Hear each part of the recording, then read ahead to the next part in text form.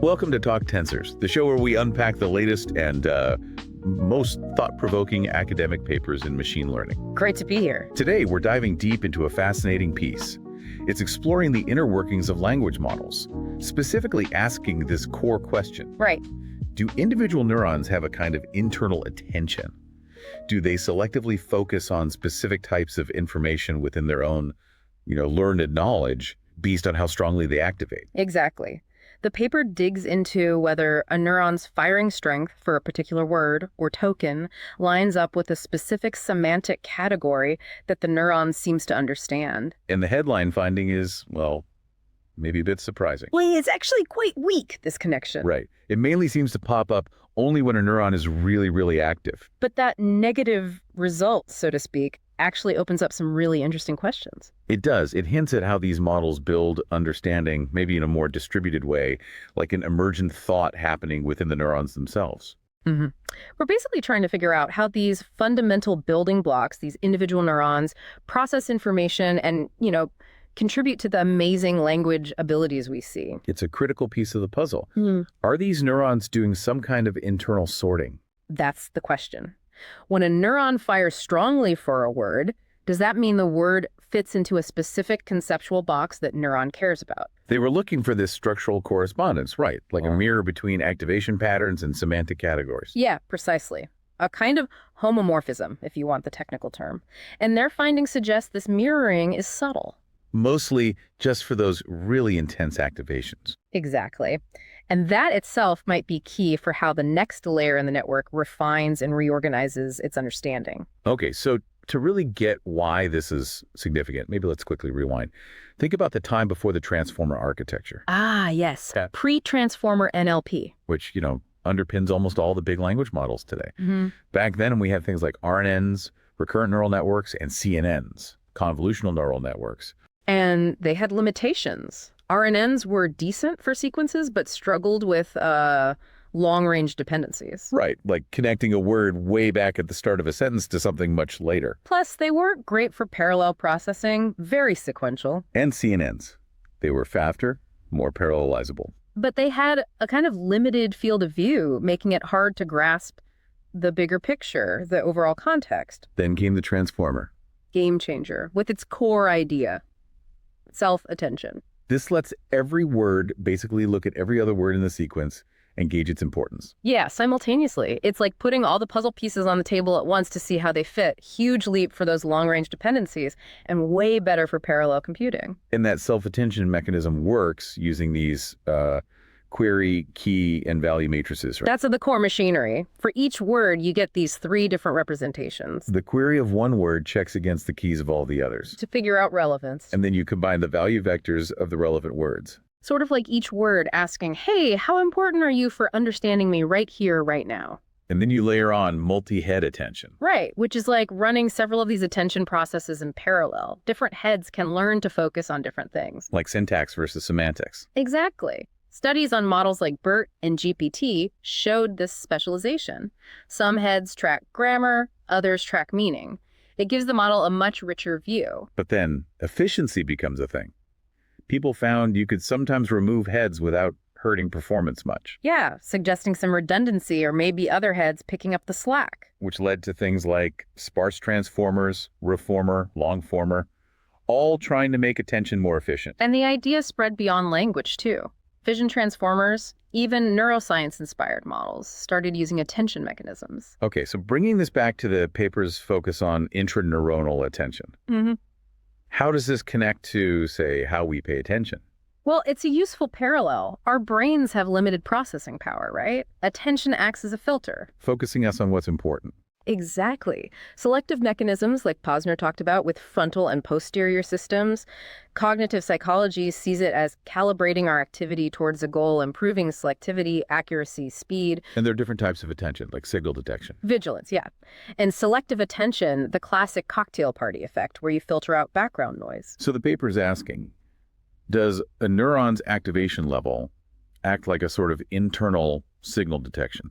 Does high activation mean it's detected a specific kind of feature within the tokens it processes? Precisely. Linking that internal state, the activation strength, to an internal selection or focus on a particular categorical aspect. This connects to Vernau's ideas about conceptualization, doesn't it? It does.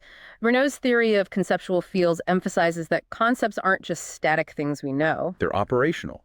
How we use knowledge. Right. Conceptualization is that active attentional process. We identify the key features of something, a token in this case, so we can respond effectively. And he talks about the concept in action. Which is like the relevant category of thought for a specific task, like understanding the sentence right now. It's a cognitive filter. Pragmatic. Helps us focus on what matters. Exactly. And this paper suggests thinking of an artificial neuron kind of like that. A synthetic cognitive operator. Yeah, something that selects specific groups of tokens from its input. Those selected tokens represent its concept in action. The neuron is performing a kind of internal attention to filter information. Okay, so that sets up the specific research problem. They build on earlier work identifying these mathematico-cognitive factors. Right. 3 factors influencing how networks seem to segment categories. First, the X-effect synthetic categorical priming. Okay, what's that like? Imagine a neuron fires strongly for animal. The X-effect means a neuron in the next layer might then strongly react to, say, dog or cat. It's like a priming effect flowing through the layers. Then the lead effect. Synthetic intercategorical attention. This is about how much weight a neuron gives to the categories coming from the neurons feeding into it based on connection strength. It helps build up categories from different pieces. And the third one, the M effect. Synthetic categorical phasing. Basically, tokens that tend to activate together in earlier layers are more likely to end up strongly linked in a category later on, like finding the intersection of related ideas. So with those factors in mind, the core question is, how does the neuron's activation level for a token relate to that token's place within the neuron's own internal category system? Is there a link between activation segments like low, medium, high firing rates and semantic segments, groups of related words within the neuron's understanding? Could that link be the mechanism for this intra-neuronal attention? They talk about synthetic categorical clipping. Which sounds like grabbing a subpart of a category based on activation, like only paying attention to the tokens that make it fire really strongly. And synthetic categorical restructuring. That's more complex, like Piaget's idea of reflective abstraction in kids. It involves those 3 factors interacting to create new, maybe overlapping categories and spreading activation around. So how does that layer-level restructuring connect to potential attention within a single neuron based on its activation? That's the crux. And it leads to a really fundamental question. Does activation level even correlate with semantic value inside the neuron? Is there that homomorphism, that structural map between activation space and semantic space? Can we pinpoint activation zones that map to specific semantic subzones within the neuron? Does activation quantify conceptualization somehow? Okay, so how do they try to answer this? Methodology time. Right. They place this work within microscopic explainability, really trying to zoom in on the detail. They use GPT-2XL? Yep, OpenAI's GPT-2XL. Focusing on just the first 2 perceptron layers, each has, 6,400 neurons? A lot to look at. And they focused on the core tokens. The top 100 tokens that, on average, generated the highest activation for each neuron. Kind of the neuron's favorite words. Stats-wise, they use SciPy non-parametric tests. Kruskal-Wallis, G-squared. Often necessary with messy neural net data that isn't nicely normally distributed. And they had this clever 2-pronged approach. Yeah, a top-down and a bottom-up. Okay, top-down first. What was that? They started with meaning. They defined semantic categories for each neuron's core tokens first. Oh. Using hierarchical clustering on the token embeddings their mathematical representations. And they even used GPT-4o with prompts to get category labels. Interesting. So define semantic clusters first. Then look at the activation values associated with the tokens in those clusters. Do different semantic clusters have different average activations? Okay, and a bottom-up approach. Reversed it. Start with activation. They divided the activation range into segments like 4 equal chunks, quartiles, or used clustering on the activation values themselves. So group tokens by how strongly they activate the neuron. And then check how semantically similar the tokens within each activation group are. They used cosine similarity on the GPT-2XL embeddings for that. Measuring how alike the word meanings are within each activation bracket. Exactly. 2 complementary ways to attack the same core question. So what did they find? Let's start with the top-down results. Did semantic clusters show different activation levels? Well, mostly no. Only a small percentage of neurons showed statistically significant differences in mean activation across their semantic clusters. Okay. Not a strong link there overall. But there was a subtle trend. The average activation differences between adjacent clusters when ranked by activation were small. Except the gap between the cluster with the very highest activations, K5 and the next one down, K4, tended to be a bit larger than between the lowest ones, K1 and K2. So something might be happening at the very top end. Potentially. And the difference between the absolute lowest activation cluster, K1, and the absolute highest, K5, did show a pretty strong effect size. Similar things in layer 1, too. And using GPT-4 for clustering didn't change the picture much. Nope. Same basic story. Activation and differentiation for the lower clusters, but maybe some relative differentiation for the very highest ones. What about that activation interleaving idea? Did activation ranges for different semantic clusters overlap? A lot. The risk ratios were high. Meaning the activation range typical for one semantic cluster often contained loads of tokens that actually belong to other semantic clusters. Okay, so that reinforces the idea that semantic categories aren't neatly separated by activation levels. They're all mixed together, activation-wise. Exactly. It aligns with that finding of activation indifferentiation, especially for the lower activation groups. Right. Now, what about the bottom-up results? Starting from activation groups, how semantically similar were the tokens within them? Generally not very similar. The average cosine similarities within the activation quartiles were relatively low. So just because tokens activate a neuron similarly doesn't mean they have similar meanings overall. Not strongly, no, but, and this is key, There's always a but. there was a mild but systematic increase in semantic similarity as they went from the least activated tokens to the most activated tokens. So the tokens that make a neuron fire most strongly tend to be a bit more semantically related to each other than tokens that activate it weakly. Exactly. It suggests increasing categorical homogeneity just for those high activation values. Same trend in layer 1. And when they use clustering on activation values instead of just quartiles. Same trend again, increasing semantic similarity with higher activation. But the effect was even stronger, more pronounced. Okay, let's try and synthesize this. Top down shows little activation difference between semantic groups, except maybe at the very top. Bottom up shows low semantic similarity within activation groups, except it increases systematically for the highest activations. Precisely. So the researchers conclude no simple direct correlation overall between activation and semantic category for these core tokens. Odd. But there is this subtle yet consistent relationship right at the peak for the very highest activation level. Which suggests what? What's the interpretation? They propose that activation acts as an intra-neuronal attentional vector, a kind of internal spotlight. Focused by activation strength. Yes. It helps the neuron identify and kind of mentally fence off those tokens, causing the absolute highest activations. And that group of tokens tends to be relatively more homogeneous semantically, more coherent. So it's like the neuron only pays special internal attention when something really grabs its activation. That's the idea. They call it an attentional dichotomization.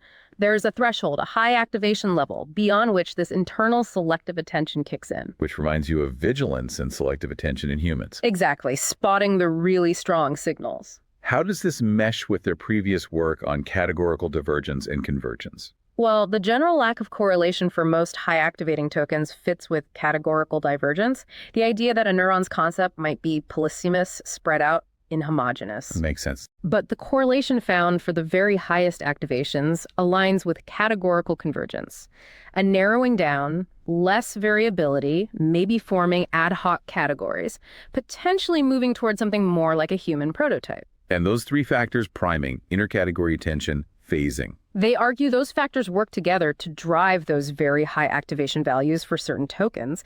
And by doing so, they enable this intraneuronal attention on that highly activated convergence subset. So the factors create the conditions for the attention to happen. And this attention then helps with what they call synthetic categorical contouring, separating the important signal, the highly activated convergent tokens, from the background noise. But connecting it back to conceptualization. Remember, conceptualization is about identifying useful features for processing.